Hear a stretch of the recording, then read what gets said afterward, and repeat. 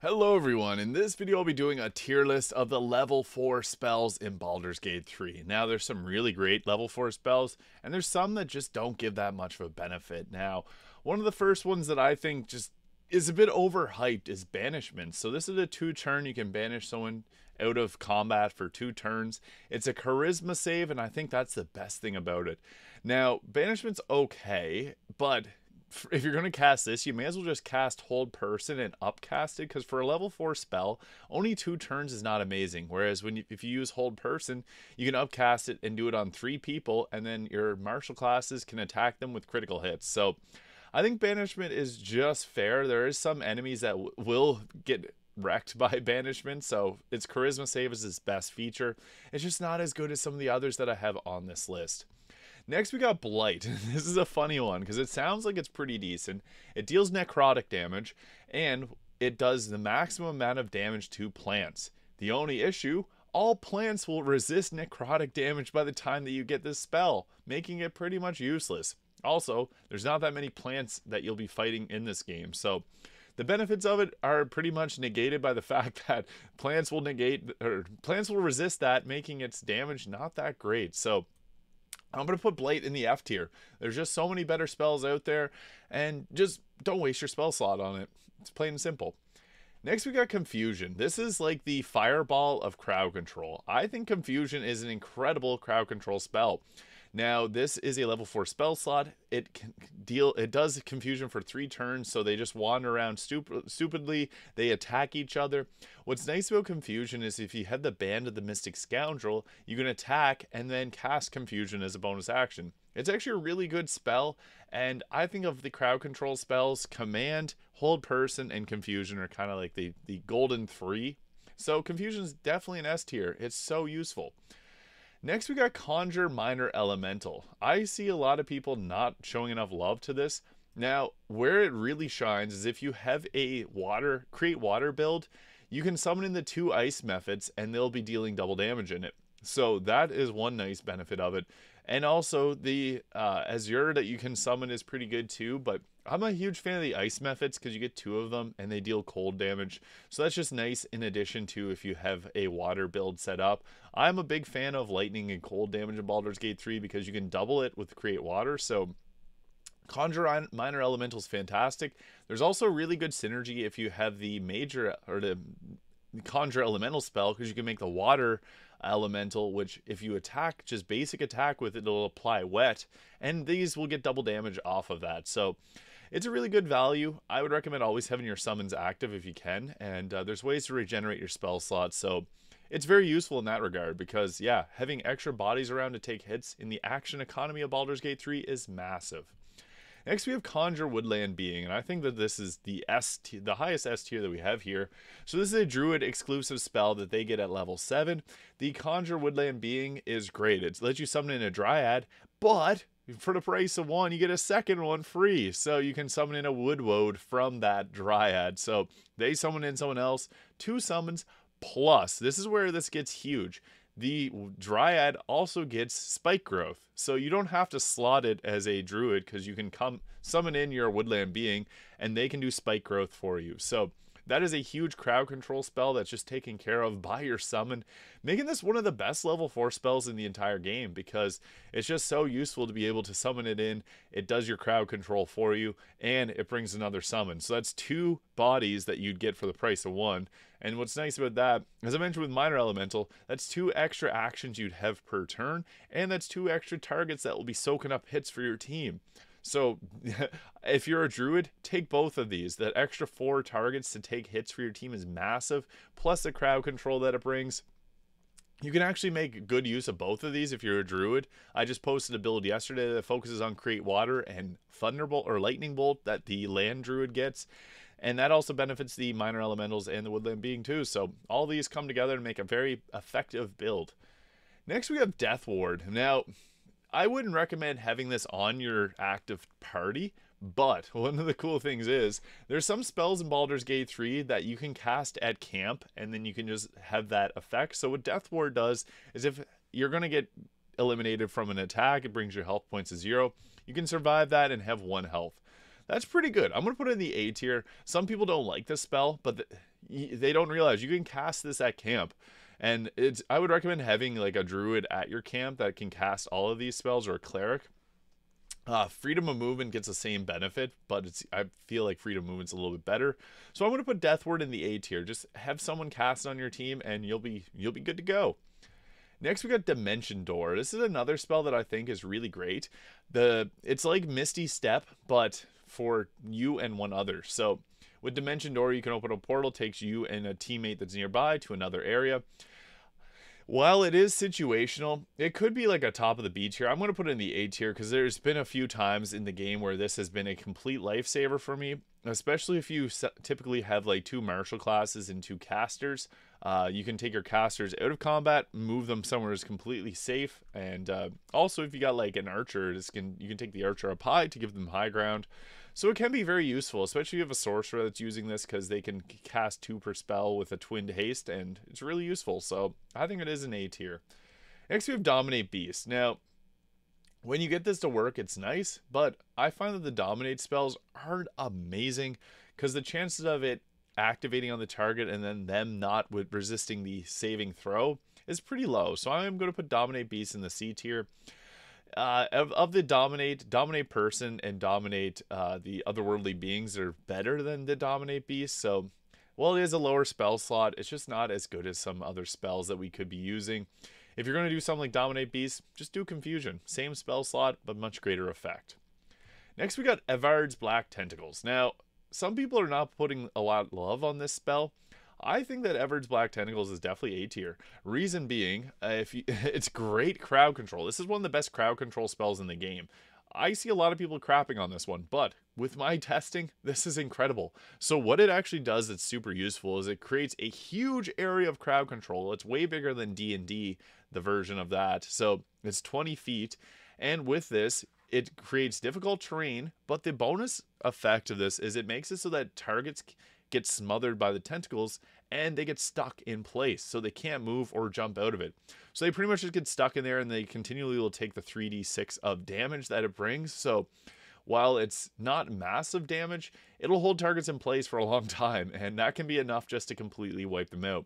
If you have resistance to difficult terrain, this can be helpful so your team can run through it, but Evard's Black Tentacles, I don't love tentacles in general. I think they're gross, but this spell is just great. And you can also place other crowd control on top of it, so that's really nice. You can put this down, put a Hunger of Hadar. You can put down your plant growth to basically trap everyone in there. It's really good, honestly. Next we got Fire Shield, which it's situational. It gives you resistance to fire or cold damage, and then you can reflect that type of damage at targets that attack you. It can be useful. On certain builds, Fire Shield is really good. It's just situational. So B tier and C tier are kind of the situational ones, but Fire Shield is just okay, I would say. There's better spells out there, so I'm going to put that into the B tier. Next, we got Freedom of Movement. I think that this one is like either A tier, same thing as Death Ward. It could be even an S tier. Freedom of Movement is awesome in the fact that you can apply this in camp and then come out of camp and have that active. There's lots of items that will give the ability to move through difficult terrain, as well as if you're like a monk, you get that free. So that's nice, but being able to cast this at camp and then take the benefits with you and have your entire team being able to move through difficult terrain can actually work really well in a lot of builds. Now, not everyone's going to benefit from that. Not everyone loves having a camp caster, but you can do a hireling that can do that for you. I am going to put it at the top of the A tier because it is fantastic, and some people just don't like doing the camp casting. It's very, very useful, though. I'd recommend having someone do Freedom of Movement and Death Ward on your team from camp. Next, we have Grasping Vine. Now, this actually had a really big update that made this so much better. At launch, this required concentration, and it used an action. Now, it has a health point of 23 or 24, I believe. It has an armor class, so that's great. But most importantly, it's now a bonus action and doesn't require concentration. So Grasping Vine is much better than they made it previously. This used to be kind of garbage. It was not fun to use your concentration on a level 4 spell that basically did just minimal crowd control when you have awesome options like Confusion or even Upcasted Hold Person. Grasping Vine got a nice boost. So I have to put it in the A tier for that reason, because it is now useful. doesn't require concentration, and it's a bonus action, so that's really, really nice. Typically, like, if it was pre-update, F tier. But it got some really nice bonuses that just make this so much better than it used to be. So I have to put some respect on it, because it is quite useful. If you're a druid, I'd recommend obviously Conjure Woodland Being and Minor Elemental, but it can be a decent one, especially if you're a land druid. Next, we got Greater Invisibility. This is actually a really awesome spell. I'm going to put it in the S tier. Greater Invisibility on certain builds can make it literally just so busted. What it does well is it gives you the invisibility, but you can hold it through attacks. So Greater Invisibility just opens up the battlefield to just giving you so much more freedom. I would recommend having someone cast this on your rogue, and then they can just go around being stab happy and just completely shut down encounters. I think that this is a really useful spell, and there's some builds that can really benefit from the Greater Invisibility. Also, if you want to do a challenge solo run, you pretty much just have to have Greater Invisibility one way or another to really do the best you can as a solo build. Because you can kind of go with the Assassin Rogue build, go in Greater Invisibility, and then just continually do your opportunity attacks, start combat surprise, disengage, run away. So it's huge. I think it's very effective. Next, we have Guardian of Faith. Now, there's a unique interaction with this that makes it very useful. I'm going to put it at the top of the A tier. While it's not the best spell, it's a pretty good one. So what it does is you cast it, and it doesn't move. It stays in place, and then targets that come near it will get hit by it, and it loses health points equal to what it hits you for. So it has 60 health, and it'll attack for 20. So that can last for 3 turns roughly, or 3 attacks roughly. However, Globe of Invulnerability, if you place it just on the edge, it'll be invulnerable to those attacks, and it can continue to attack. So yeah, that's one of the cool little cheeses I guess you can do with Guardian of Faith, is just throw down your Globe of Invulnerability. You can even, if you're a full caster, take a single level of Wizard, and then you get that free level. You can take that spell because it doesn't require any type of stats to cast, and you can pop down your Globe of Invulnerability on your Spirit or Guardian of Faith. It'll continually attack and not lose its health. That's pretty nice. Otherwise, it's still a pretty decent spell. Clerics have some pretty good spells at level 4, so yeah, it's a pretty good one. Next, we got Ice Storm. I'm a big cold damage fan, as I mentioned. This deals bludgeoning and cold damage, so it's not just as good as like a Cone of Cold, which is pure cold damage. It is pretty good, though. I love using Ice Storm for the icy surfaces that it makes. At level 3, you get yourself Sleet Storm, which interrupts concentrations and creates ice surface. This does damage and creates ice surface, so I love Sleet Storm. I think it's extremely useful, and Ice Storm kind of doubles on that benefit. I would say I want to put it in the A tier, but I'm going to put it at the top of the B tier, because it just doesn't deal enough cold damage. The bludgeoning damage kind of brings it down a bit. If it was pure ice damage, it would go in the A tier, but if you use Create Water, you're not getting much benefit from Ice Storm. This is mostly useful for creating the ice surface, which you can hit with fire, and hit with fire again to make water again. So yeah, I'll put it in the B tier. It's pretty fun to use, but I think there's better spells out there. Odaluk's Resilient Sphere. Now, this is a very situational spell. It's kind of like Sanctuary, that requires higher spell casting, but there are some points where it's useful. Basically, you cast this, the target inside can't take any hits. Like if you have Gale down to his last few health points, you want to keep Gale alive, Odaluk's Resilient Sphere will do that. It's like a Sanctuary that's just a bit stronger, because Sanctuary, you can still get hit with like a Fireball or Crowd Control or any type of like area of effect spells.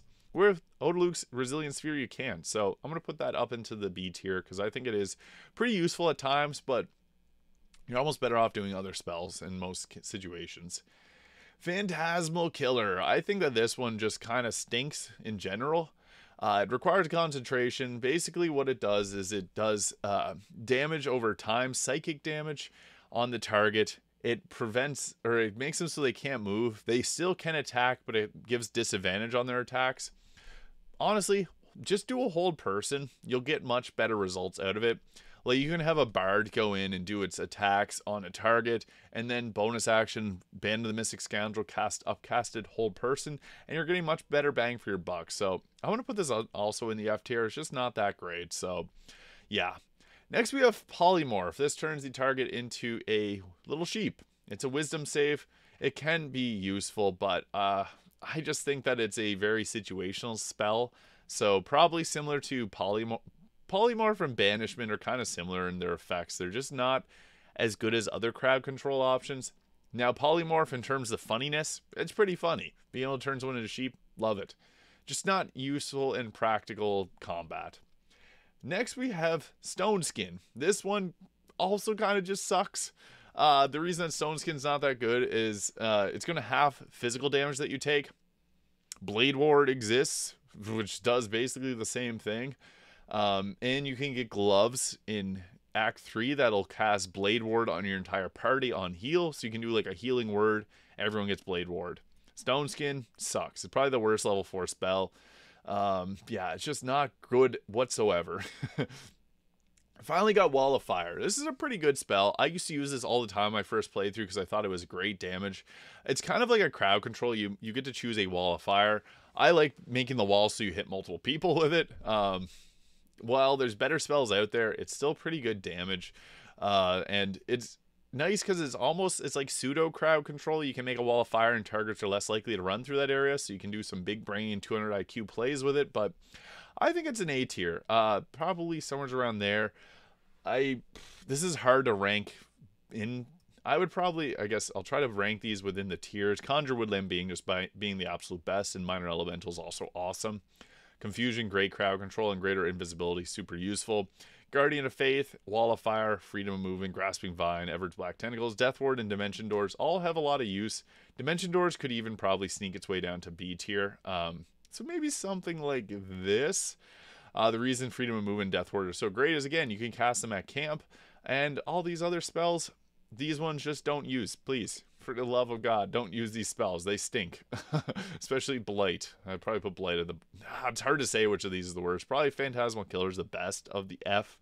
That's not saying much, but Blight just sucks, because by the time you get Blight, all the plants that you're fighting are resistant to necrotic damage anyway, so they'll take half damage from that. But there it is, level 4 spells ranked on a tier list in Baldur's Gate 3.